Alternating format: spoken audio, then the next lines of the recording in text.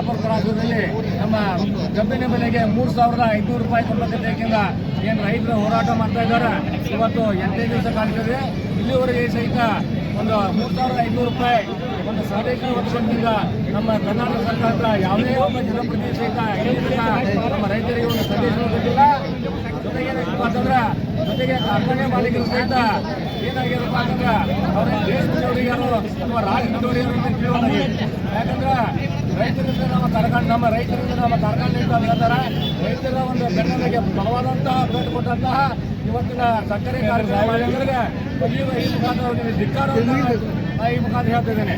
ಜೊತೆಗೆ ನಮ್ಮ ರೈತರು ಭಾರತ ದೇಶದ ಬೆನ್ನೆಲುಬು ಹೇಳ್ತಾರೆ.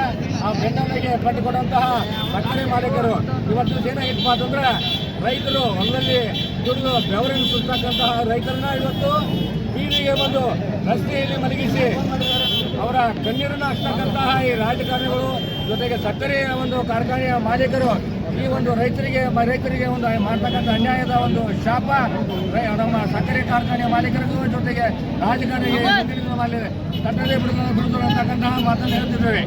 ಜೊತೆಗೆ ಏನಪ್ಪ ಅಂತಂದ್ರೆ ಇಲ್ಲಿವರೆಗೆ MLA MP ಮತ್ತು ರಾಜಕಾರಣಿಗಳ ಸಕ್ಕರೆ ಕಾರ್ಖಾನೆ ಇರ್ತಾವ. ಅಲ್ಲಿ ತನಕ ನಮ್ಮ ರೈತರ ಪರವಾದಂತಹ ಸರಿಯಾದ ಕಬ್ಬಿನ ಬೆಲ್ಲ ನಮ್ಮ ರೈತರಿಗೆ ಸಿಗುವುದಿಲ್ಲ.